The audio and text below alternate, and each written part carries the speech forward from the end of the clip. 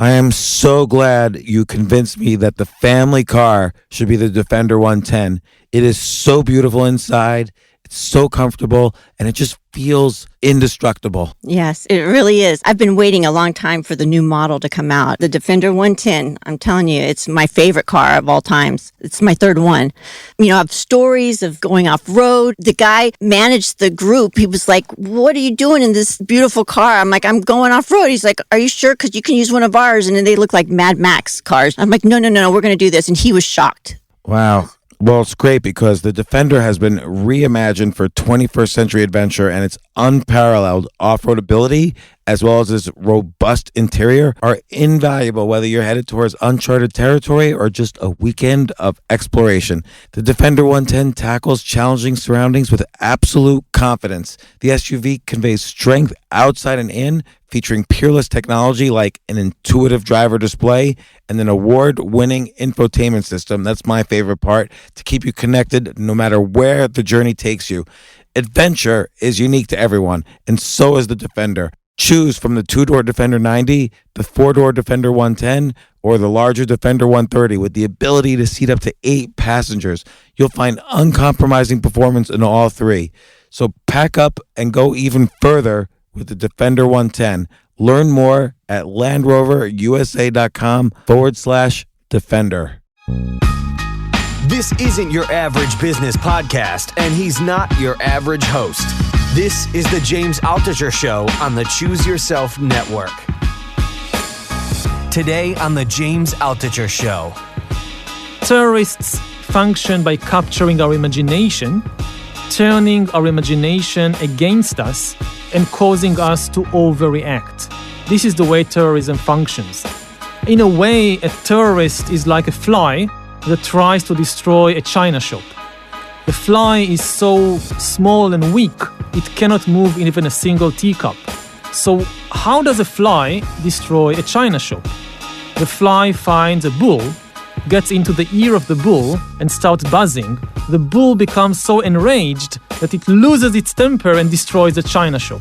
This is what happened in the Middle East over the last 15 years. Al-Qaeda could never have destroyed Iraq by itself. It got into the ear of the United States, and the United States went wild and destroyed the Middle Eastern china shop for Al-Qaeda. This is how terrorism functions. And if you want to fight terrorism, you should start with your own imagination.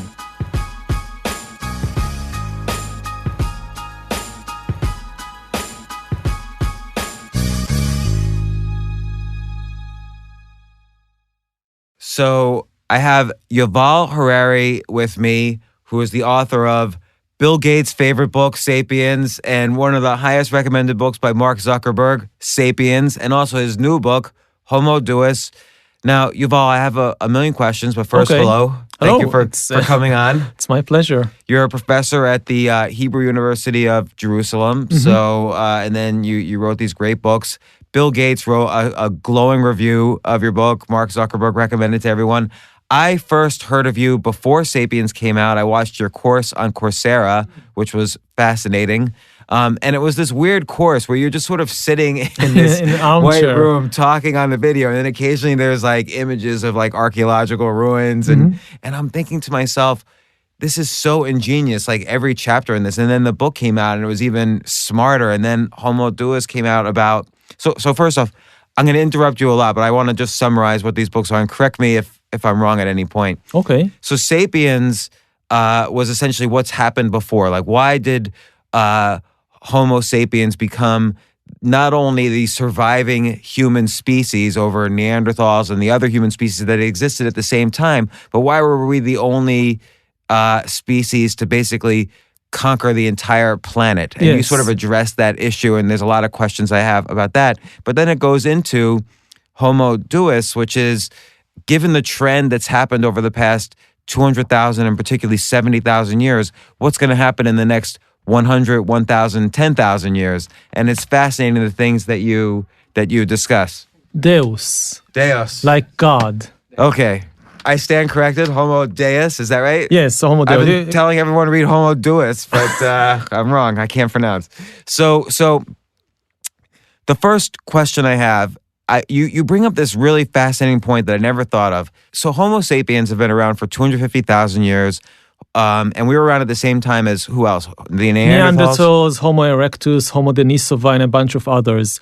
I mean, you had at least 6 or 7 different human species living side by side on the planet. And nothing indicated that Homo sapiens was special or superior to the others. We were kind of third rate, right? Like we were sort of wimpy in this one little area of East Africa. Yes. For like 150,000 years. Yes. And then we weren't even around other humans then, right? Because Neanderthals were in Europe. Yeah, in the Middle East and Europe were Neanderthals. In East Asia, you had Homo erectus and so forth. There was some overlapping. But generally speaking, humans were just another kind of animal with no greater impact on the ecological system than ants or bees or dolphins or penguins or many other types. Is there any even archaeological evidence of Homo sapiens from, let's say, 150,000 years ago? Yes, we have evidence of Homo sapiens in East Africa from 150,000 years ago that looked almost exactly like us and even had the same size of brain or even a bit larger than our brain today, but we don't have any evidence of special technology or special achievements, and we didn't manage to break out of East Africa. The real rise to power of Homo sapiens began only around 70,000 years ago, and then it's very quick. I mean, in an evolutionary flash, Homo sapiens spreads from East Africa to conquer the whole planet. It drives to extinction all the other human species around, the Neanderthals, the Homo erectus, and so forth, and it goes on to become the dominant species of the planet. So I want to just ask you one thing about that. And by the way, I interrupt anytime I'm curious. I'm going to interrupt a little bit. But you say an evolutionary flash. And what's interesting there is not only in the scope of like mammals and so on, which have been around millions of years, but even Homo erectus was around 1.5 million years. We're kind of like a child. We've only been around 250,000 years. And yet what happened to us 70,000 years ago? It almost sounds like science fiction, like we got infected with something and then we got like a special superpower. And our superpower is the ability to cooperate in very large numbers. Neanderthals, Homo erectus, chimpanzees, they can cooperate. Maybe a few dozen chimpanzees or Neanderthals could cooperate. Homo sapiens moved to cooperating in many hundreds and then thousands and millions, and today we cooperate with billions of strangers on a daily basis in the global economy. So I want to ask you about that because it seems like there's 2 phases there. One is there's kind of just the tribal phase where we have our 30 close people that we know intimately, and then there's 150 people or so where we know it's enough people that we could gossip about them. Yes. So if I don't know Jack, but you do, you could tell me he's good to hunt with or not. But there's sort of a limit to that, 150 people. And then you sort of mentioned there's a third stage, which is we can believe in some kind of fiction, like for instance, a religion or nationalism or capitalism. And that allows us, like if you're in China and I'm here and we're both Christians, we could work together somehow. Exactly. I mean, to pass the 150 line, to start cooperating with many hundreds and then thousands and then millions, the basis for that is the imagination. We don't have an instinct for cooperating on a large scale. We cooperate with millions of strangers if and only if we all believe in the same fictional stories.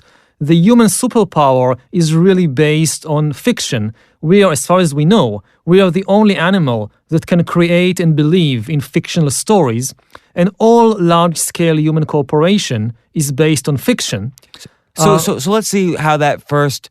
There's lots of ways that happens now, but 70,000 years ago, when we basically just started to kill off all the other human species, how do you think it was? We were doing it. One option, which we have anthropological and some archaeological evidence, you begin to see trade between different groups, with something you didn't see with Neanderthals or with other human species. People who don't know each other trade all kinds of items. And how do they do that? From what we know from anthropological studies, you create, in order to trade with somebody, you must trust that person. If you don't know him or her personally, how do you trust? And the way to build trust is to imagine that you are part of a bigger family. So you create some mythical ancestor, and you meet in the middle of the jungle, and you say, hey, you are my kind of distant cousin because we are both descendant from the same ancestral figure, and we are both protected by the same ancestral spirit. So even though we don't really know each other, we are kind of the same family. And this goes all the way to the present. If you take a dollar bill and look at it, you still have ancestral spirits on the dollar bill, all these dead presidents. Hey, you know That's Lincoln. really I also know Lincoln. Hey, we're buddies. Of course, Lincoln really existed. And also, it's very likely that some of these ancestral spirits also began as real-life people. But with the passage of time, both with these ancient chiefs and with the dead presidents, the myth is far more important than the actual flesh and blood person. You know, it's really interesting about money because not only is there sort of our ancestors, like here's a $1 bill, George Washington, but there's also things like In God we trust. In God we trust. There's this pyramid with the eye. Like there's all these sort of mythological. Yes. And there's a lot of stories on the dollar bill. Money is probably the most successful story ever told because it's the only story everybody believes. I mean, not everybody believes in God or in the same God. Not everybody believes in nationalism, but everybody believes in money and in the same money. If you think, for example, about, the Islamic State. So when they entered all these cities in Syria and Iraq, they destroyed government offices and they tore down statues and they killed people and so forth. One thing they never did, they never burned the money. When they entered the bank in Mosul, and found in the vault lots and lots of American dollars with pictures of American presidents and with slogans of Christian slogans about God we trust and all that, they didn't burn it. They took it and they used it because even the Islamic State believes in the dollar bill. It's so interesting. So back to 70,000 years ago, do you think a bunch of human tribes that didn't really know each other that well kind of banded together and started sort of dominating over the Neanderthals or the other human species that were around? Yes, we have evidence for that. As I said, the best evidence is for trade between different sapiens bands, which you don't see with Neanderthals. And you see, for example, seashells from the shores of the Mediterranean popping up in archaeological sites in Hungary or in the middle of France, hundreds, thousands of kilometers away from the seashore, because these shells were traded between different sapiens groups. You also find evidence for many groups cooperating in hunting. You have these massive hunting traps, and you needed hundreds of people to build and operate these hunting traps that you drive entire herds into a trap and kill in one afternoon hundreds of bison or whatever. And you also find evidence in burial sites. Like in Russia, there is a very interesting burial site from 30,000 years ago, and you find some tribal chiefs or something buried with thousands and thousands of ivory statues and beads and jewelry. And there is absolutely no way that a single tribe of, say, 100 or 200 people could have manufactured and accumulate so many intricate objects. I mean, each bead demands hours of work by an experienced artist. And here you have a grave from 30,000 years ago with thousands of such objects. So it must have been the collective effort of thousands of people to create and accumulate these objects. So what do you think it was that happened? I mean, clearly all along we have the same DNA that we had 150,000 years ago, that we had 70,000 years ago. So what do you think happened to the human brain to allow us to suddenly accept this notion of fiction and cooperating as a result of fiction? And by the way, we didn't think it was fiction. No. We believed in gods and we believed in whatever it was, money and so on. We don't think money is a fiction. Well, when you think about it carefully, you realize, oh, yes, it's just a story. I mean, you look at it, you can't eat it, you can't drink it, it has no value. Right. But you have these common stories that everybody accepts that, yes, this piece of green paper is worth like a banana. So I go to the supermarket, I give it to a complete stranger I've never met before. And because he also believes in this green piece of paper, he gives me a banana and I can eat it. This is really amazing. And what enables us to do it, we are not sure what happened in our brain 70,000 years ago. Probably some genetic mutation or a couple of mutations changed the internal structure of the brain in such a way that humans could start creating and believing in things that exist only in their own imagination. We know that other animals can lie, and other animals can imagine some things at least, but to create entire fictional narratives, that's not possible. You cannot convince, say, like you go to a bunch of chimpanzees and you tell them, okay, you now go to the forest and you gather all the bananas you find and you bring me these bananas, and because of this good deed, after you die, you'll go to chimpanzee heaven and there you'll receive lots and lots of bananas in the afterlife. No chimpanzee will ever believe such a story. So humans believe it. This is why we can build cathedrals and mosques and go on crusades and jihads and so forth. So it's interesting because it seems like the history of the human race right up until the present moment is about constructing these elaborate stories. And you go into a lot more into it even in the second book where you describe, our belief that went from a sort of theism to humanism to maybe what we'll get to it, but kind of a transhumanism. But it's almost then not just a history of fiction, but a history of persuasion. Yes. Because what are the types of fictions that succeed over others, or is this just more of a survival of the fittest type of thing? There is absolutely no rule of thumb. Well, maybe one. It should be simple. If you want, successful stories are simple. Most people don't like complicated stories. So like to explain, why didn't the harvest come? God was angry. Yes, something like that. You start talking about genetics or quantum physics, you lose 99% of people. So the story needs to be simple. Beyond that, some of the most successful stories in the world are the strangest stories. Like one of the top 5 stories ever says that there once was a woman who was a virgin, and she gave birth to a son, even though she was a virgin, and this son could do anything he wanted, but then bad people killed him. But he got back to life and got up to heaven. And if you believe the story I now told you, after you die, you'll go also to heaven and enjoy everlasting happiness there. This is one of the top 5 stories in human history. It's so strange. Why do you say top 5? Like, have you identified the other 4? Because I don't want to insult anybody and say this is the top 1. Well, I think capitalism, like the capitalist story, is also very there in the top 5, and you have a few other such stories which are very, very powerful. And some of them are so strange. Why did this story convince billions of people? Strange. Well, it's interesting because in Sapiens, there's 2 kind of almost conflicting narratives that are happening across the past 70,000 years. One is an amazing story, which is fascinating, which is that wherever Homo sapiens go, we destroy everything bigger than us. Yes. So in particular, you show the example of Australia, which is amazing. Like, why did Homo sapiens even think that they can get to Australia? They had to go hundreds of miles over water. Like, how did they even get there? And then they destroy everything bigger than them over the course of 2,000 years. So how do you think they got there? We are not sure. They must have built boats or some other craft. And this is 50,000 years ago. They must have built some kind of sailing vessels.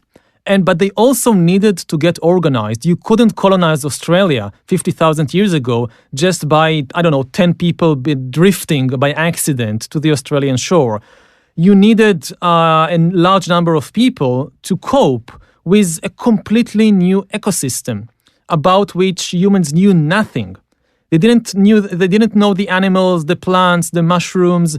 It was all strange and new. And also, of course, you needed a large enough genetic basis to start a colony. 10 people in a few generations, they'll all die out because of genetic illnesses. So it was probably a kind of more organized expedition. How did you convince 50,000 years ago hundreds of people to go on such an expedition? Probably some very good story. Well, so what's interesting though is that you described it not only with Australia but with America and every place humans went. All of our potential predators were destroyed. So not just predators, all large animals. In Australia, 50,000 years ago, you had dozens of different species of large animals. And within a few thousand years, 95% of them disappeared. The only one remaining is the kangaroo that we still are familiar from Australia today. But even this kangaroo was quite small. You had giant kangaroos in Australia 50,000 years ago, and they all disappeared. And so there's this kind of history of violence that even tracks into the latter part of our history. And you describe this after post-agricultural revolution, we start having wars and, battling for resources. But then at the same time, there's this almost conflicting narrative of unification, where we go from tribes to groups of tribes to villages to cities to kingdoms to empires. And now even you can argue belief systems like capitalism or websites like Facebook have gone beyond the boundaries of countries to create more of a global communication system. And so is there kind of a unification of these strands between violence and unity? You can say that there are basic two trends in history which seem to be irresistible. One is the trend towards human empowerment.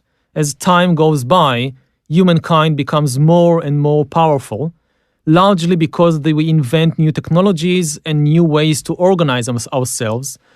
And once you discover a new technology or a new way to organize, you almost never go back. And secondly, as time goes forward, so humankind becomes more and more unified. Largely because we have better communication technology and better transportation technology. And also, I guess you suggest that as we get more and more connected, our rate of technological change obviously gets faster because we were able to exchange ideas more faster and develop technologies that makes humankind better as a species or as a group. Yes, it's easier to exchange ideas, to exchange merchandise, to exchange people, and this generally tends to contribute to even faster economic growth and faster invention of new technologies. And yet there's really the next really fascinating part of Sapiens, and believe me, I want to get to the second book, but I just want to plow through all the fascinating things in Sapiens. Mm-hmm. The next fascinating thing is that you discussed the agricultural revolution, and we all think of it as, okay, we kind of discovered the harvesting of wheat and were able to organize in terms of farms and villages and so on. And you said that you kind of make the point that this essentially ruined us or partially ruined us as a species in some sense. Like our lives as individuals, maybe it empowered us more as a species, but as individuals, it made our lives worse. Yes, there is a big difference between the collective power of humankind and the individual life. In terms of collective power, obviously agriculture made us more powerful. Without agriculture, you could not have cities and empires and so forth. At the same time, the life of the average person became worse. If you think about it from the viewpoint of not the king or the high priest, but the average peasant woman in ancient Egypt, life is harder than as a hunter-gatherer 10,000 years previously. You have to work much harder. The human body and mind evolved in adaptation to the life of hunter-gatherers. You go to the forest to look for mushrooms, you climb trees to pick apples. This is what you do. And suddenly, what you do all day as a peasant is you bring water from the river in buckets and you harvest the corn and you grind the corn. It's much more difficult for the body and it's very boring to the mind. Even today, the jobs of hundreds of millions of people around the world are far more boring than going to the forest to look for mushrooms. Yeah, and you mentioned earlier that the hunter-forager brain might have even been bigger than the brain we have now. Do you think if we took a hunter-forager baby from like 40,000 years ago and like a 0-year-old and brought him or her here and raised him, do you think it would be a smarter person? That's a good question. We're not sure. I mean, what you do know is that in order to survive as a hunter-gatherer, you needed superb skills, both physical and mental. You relied on other people, of course, but without superb skills of your own, in many different fields, you couldn't survive. You needed to know how to track animals, how to find mushrooms, how to make shoes, how to take care of injury, how to cooperate with other people effectively, many things. Today, you need to know far less. For example, I teach history at university. I need to know history, and that's about it. Everything else, I take my salary from the university, I go to the supermarket, I buy it. I don't know how to prepare my own food. I don't know how to make my own clothes. I don't know how to take care of my health. I mean, for all that, I rely on other people. As a collective, we obviously know far more than people in the Stone Age. As individuals, we probably know far less.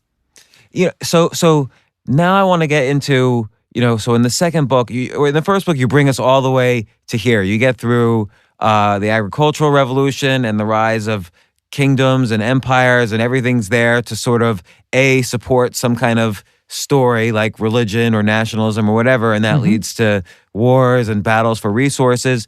You make one interesting point, or many interesting points, but after the scientific revolution and after the wars of the 20th century, war itself is diminishing now. Because as you point out, it's not like China would invade Silicon Valley for its silicon. It's now everything's ideas, and it's much more abstract, the resources we have. Mm-hmm.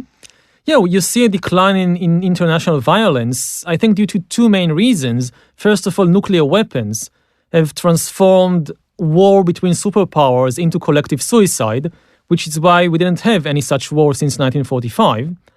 And secondly, there is a change in the nature of the economy from a material-based economy to a knowledge-based economy.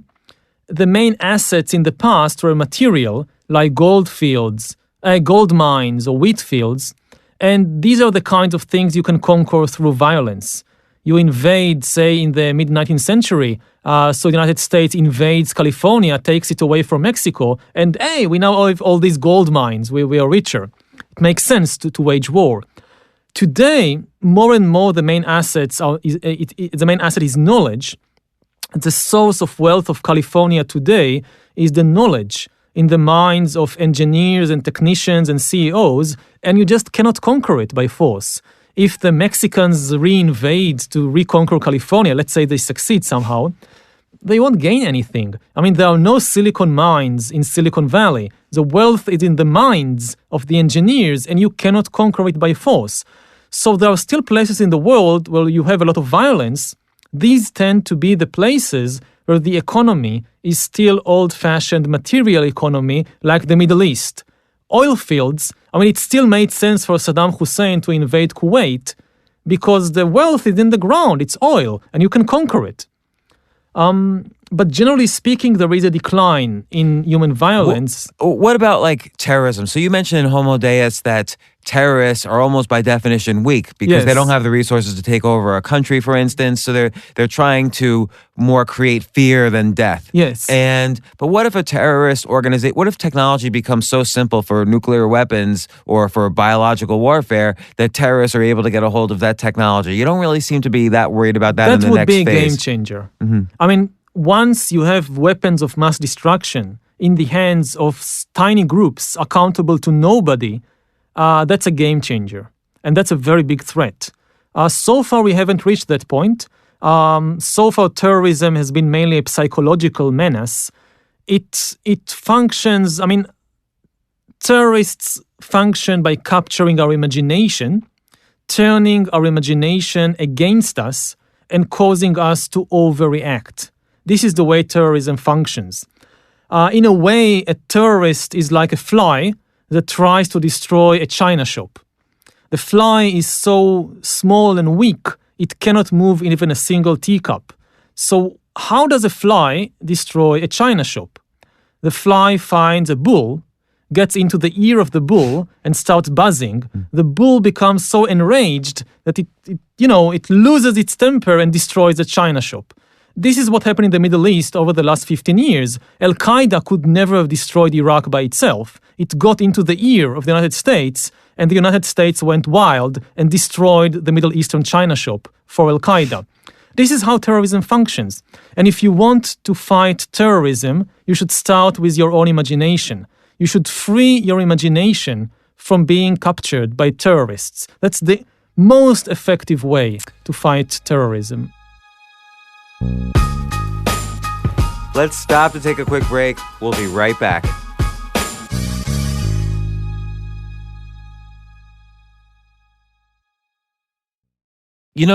That is really interesting what you just said about freeing the imagination. I'm gonna hold on to. I'm pinning that to my mental wall here, and we're gonna get back to that. But so now, next steps. You in Homo Deus, you kind of go in two directions. One is you talk about how humans could take the next step by improving their, using technology to improve their lifespans, their happiness, and their powers, what we're capable of doing. Mm-hmm. But then there's another direction too, which is that it might not be humans at all we're dealing with 500 years from now, because data is becoming so powerful. Now we're going from humanists to dataists. Yes. That the needs of data might be more important than the needs of humans. And I saw some criticisms like, oh, that's not how artificial intelligence works. And yet people, I think a lot of those comments are wrong in the sense that look at what we do on Amazon.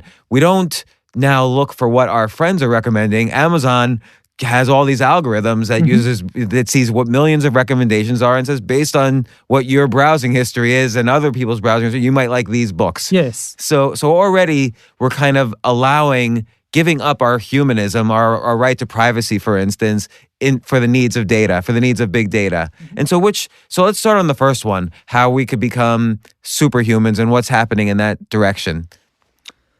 Well, given the advances in bioengineering and brain-computer interfaces and so forth, I think it's very likely that within a century or two, Homo sapiens will disappear and be replaced by a completely different kind of being.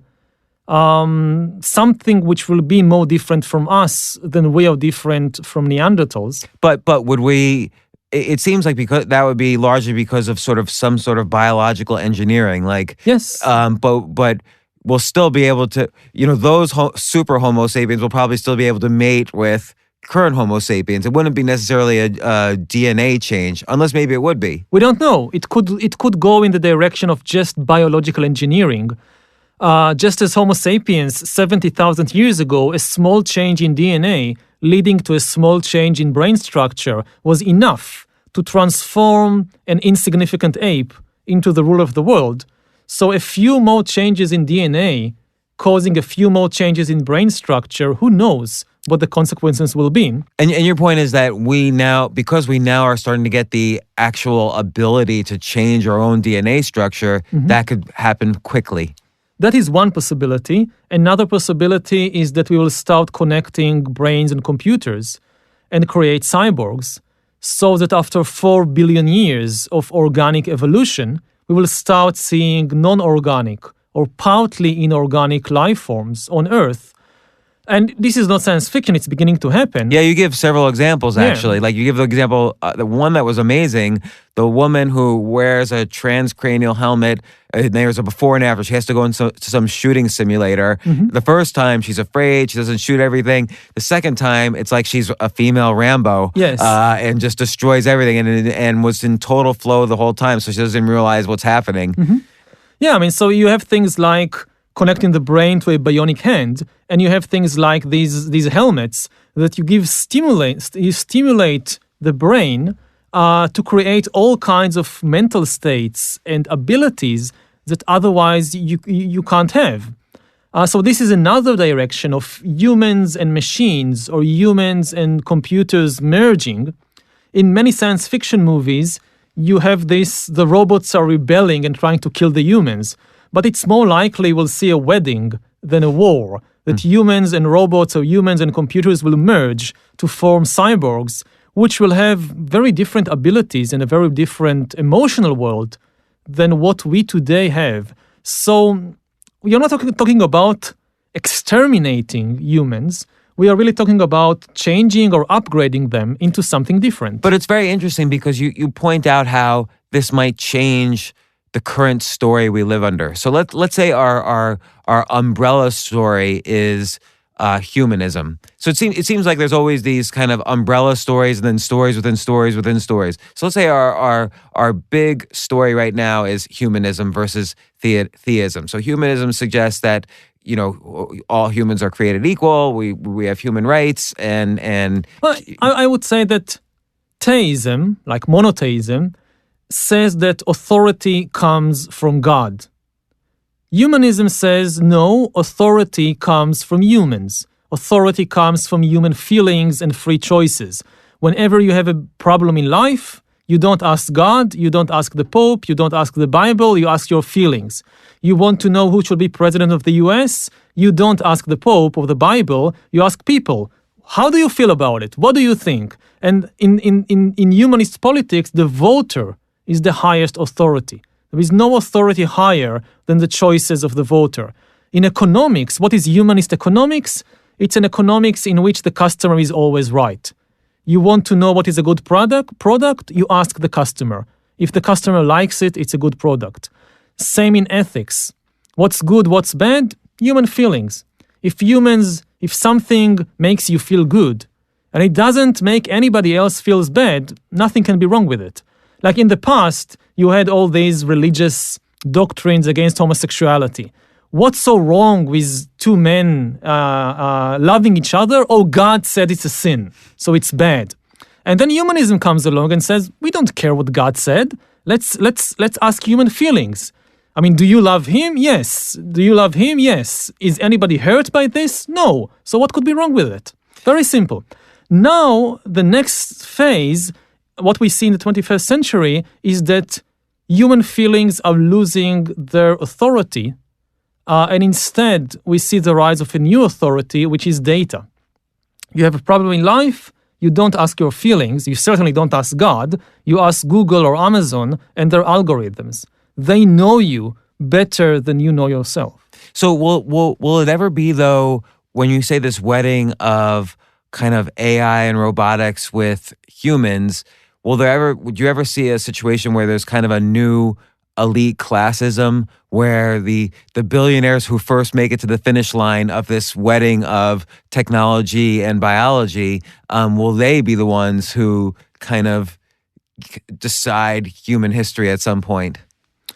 Yes, this is one of the big dangers in the 21st century of creating a very unequal society in which a tiny elite not only controls most of the power and wealth, but also has the ability to upgrade itself, and in a way, for the first time in history, to translate economic inequality into biological inequality.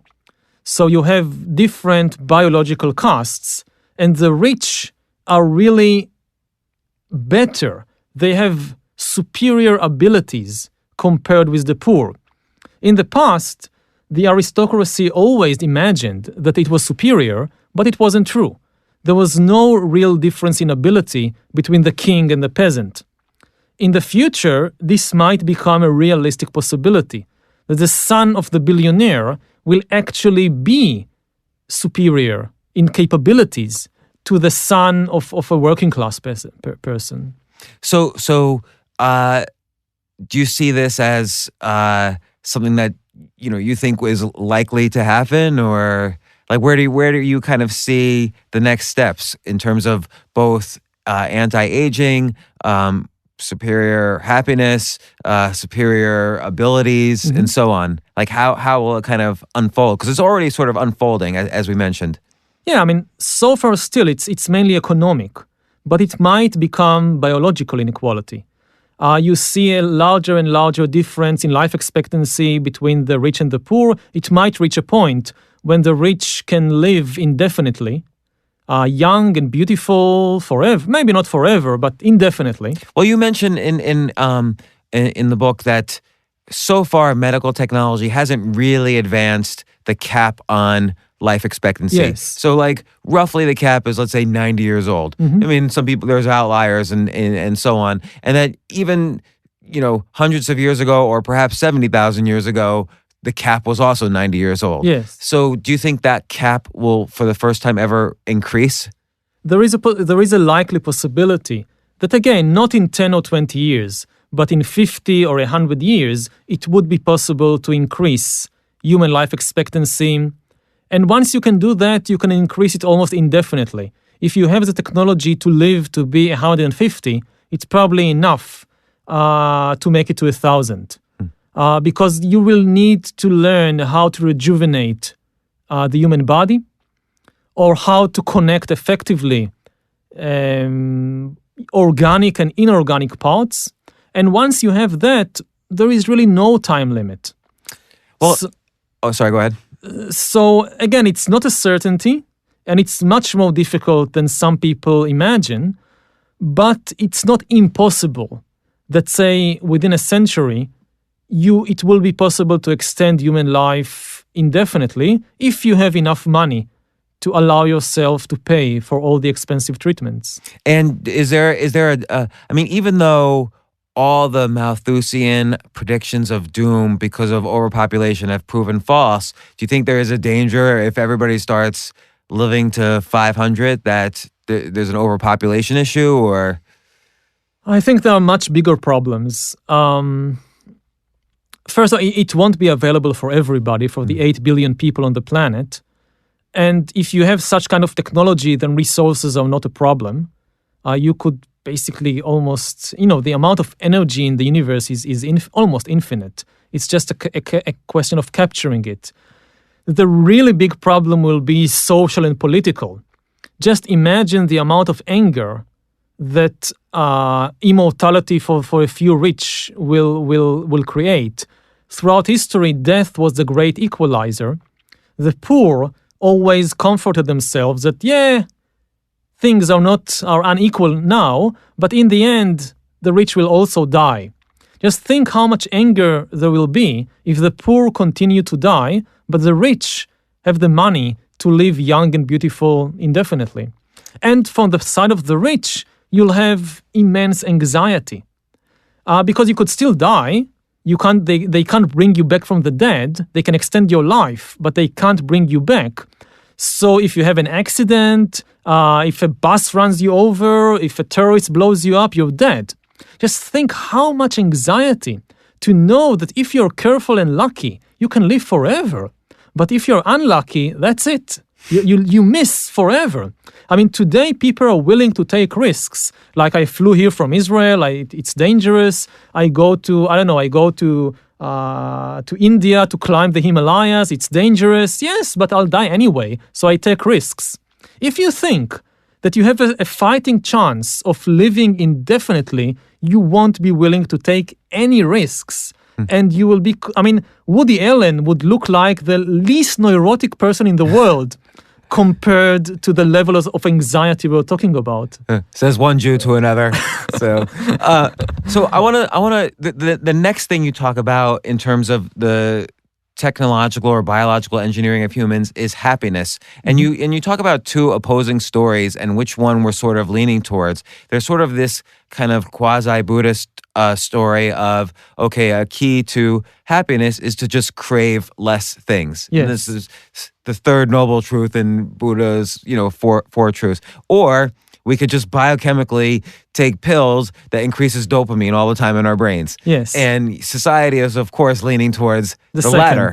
Yeah. And but there's the argument that, these neurochemicals, no one's ever really figured out how to make it non-addictive and how to slow down the metabolism of them and so on. Do you think that's an area we will possibly conquer? It's I think this is the path we are heading towards, and it's a very, very dangerous path. Because we don't understand ourselves well enough to start manipulating our internal systems. Over the last thousands of years, we've gained the power to manipulate the world outside us, to control the animals, the forests, the rivers. but we didn't really understand in depth the ecological balance. So we used our power in an unwise way, and now we are facing an ecological collapse. We pushed the ecological system out of balance with all our manipulations. And it's because it happens so slow. It's the same thing as you mentioned in the agricultural revolution. Things happen so slow, it seems good at first. Yes. All these improvements, the steam engine seemed good at first, and then you realize 300 years later, but we can't go back. And the thing now is that we are starting to gain control of the world inside us, to control our bodies, our brains, our minds, in the way that we previously tried to control forests and rivers. But we don't have a good understanding of our internal system, especially of our minds. So the danger is that all these internal manipulation will end up with an internal ecological disaster. We'll face a kind of mental breakdown, just as today we face an ecological breakdown. Because we have the power to manipulate, we lack the understanding of how complex the system is and how it keeps balance and how it actually functions. And then, I guess another strand of this is an economic breakdown in the sense that, so in Homo Deus, you talk about kind of this move from humanism to a new story of dataism. Mm-hmm. And at the same time, that could mean, of course, the collapse of almost every industry. Yes. So if we're all driving around self-driving cars, that's going to eliminate 90% or more of the automotive industry, the insurance industry, the real estate industry. All these industries are potentially going to collapse, making data valuable but not humans. And so what happens then? Like how do things unfold from there? Because that does, I mean, even Elon Musk talked about this in a speech the other day, calling for a universal basic income. Mm-hmm. But how does this realistically play out? We don't know. Mm-hmm. I mean, what we do know is that the job market in 30 years will be completely different from what it is today. Many, even most jobs that exist today will not exist in 2050. But they're not going to be like, it's not like factory workers are suddenly going to be, robotic scientists. That's the problem. I mean, previously, people say, we've been there before, fear of automation. But what we saw previously, you didn't need farm workers because you had all the tractors, so people moved from being agricultural laborers to being factory hands. And then you had automation in the factories, so people moved from working in a factory to being a cashier at Walmart. The next stage is going to be far more difficult. Working in the field, in a factory, as a cashier in Walmart, these are all low-skilled jobs. It's relatively easy to switch from one to the other.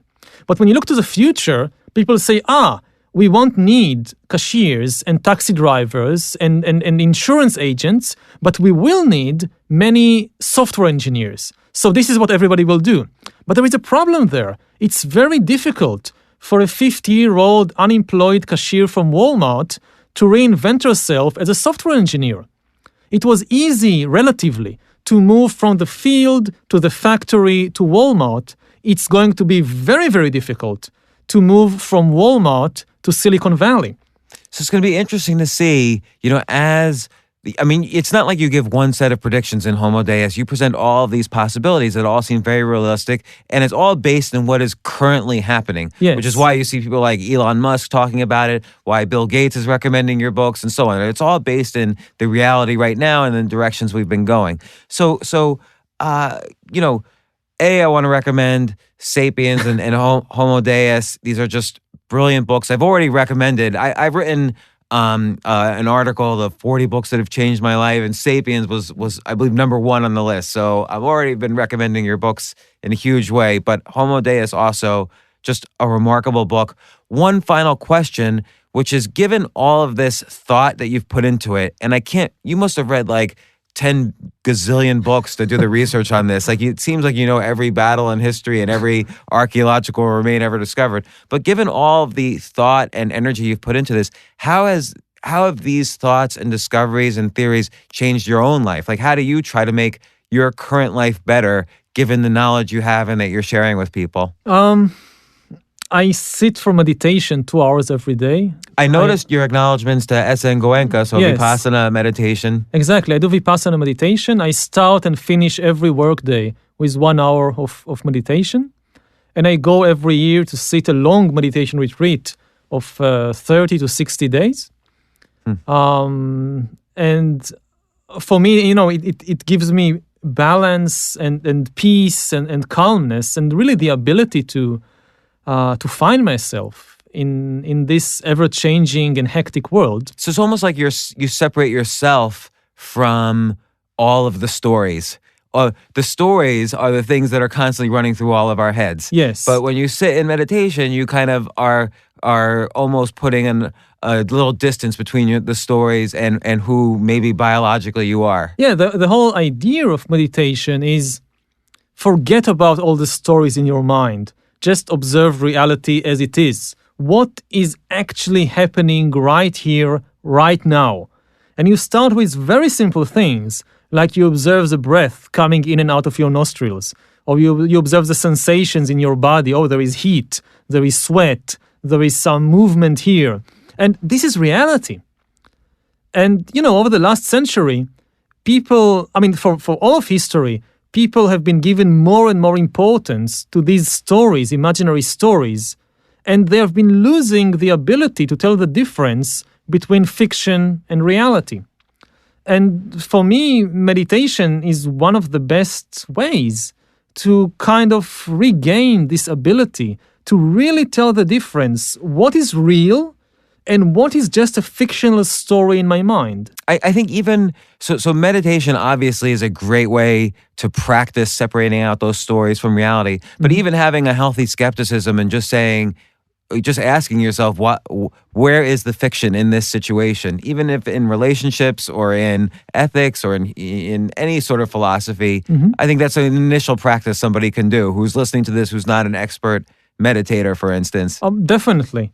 To really, what is real? That's a very difficult and very important question. Becoming, I think, ever more difficult because our fictions are becoming so much more sophisticated and so much more enticing and powerful that it's so difficult. One good place also to start, if you're not sure whether something is real or just a fiction created by humans, you can always ask yourself whether it can suffer. Something that can suffer is real. Like the nation is a fiction created by humans. It cannot suffer. People say that, Germany suffered a defeat in the First World War. But this is a metaphor. Germany cannot suffer. It has no mind. It has no consciousness. It doesn't feel anything. German people as individuals, yes, they can suffer. Horses in the war, they can suffer. Chickens can suffer. But Germany cannot suffer. Similarly, if a corporation goes bankrupt, the corporation doesn't suffer. It cannot. It has no mind. But the employees, they can suffer. So it's not the only test, of course, but it's one very simple test that you can always ask about these big entities, corporations, nations, gods, so forth. Can they suffer? Well, Yuval Harari, author of Sapiens and Homo Deus, I've been waiting to have this conversation for probably 5 years, so thanks so much for coming on the show, and I highly, highly recommend the books, and good luck. Thank you. For more from James, check out The James Altucher Show on the Choose Yourself Network at jamesaltucher.com and get yourself on the free insiders list today. Hey, thanks for listening. Listen, I have a big favor to ask you, and it will only take 30 seconds or less, and it would mean a huge amount to me. If you like this podcast, please let me know. Please let the team I work with know. Please let my guests know, and you can do this easily by subscribing to the podcast. It's probably the biggest favor you could do for me right now, and it's really simple. Just go to iTunes, search for The James Altucher Show, and click subscribe. Again, it will only take you 30 seconds or less, and if you subscribe now, it will really help me out a lot. Thanks again. These days, we're all investors, trying to be smart with our money despite our worst impulses. But at iShares, we believe that deep down inside of every investor is a better investor. One that's just waiting to be let out. Explore iShares ETFs and insights and let your best investor out. Visit iShares.com for more information.